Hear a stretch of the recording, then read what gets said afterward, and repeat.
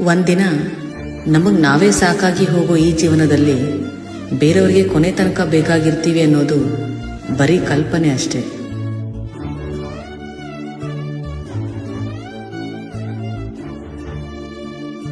ಹೊಂಬಿಸಿಲಿನ ಹೊಂಗಿರಣದ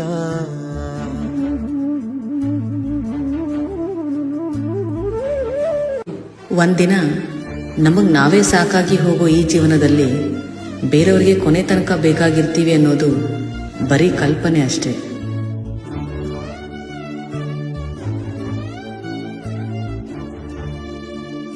ಹೊಂಬಿಸಿಲಿನ ಹೊಂಗಿರಣದ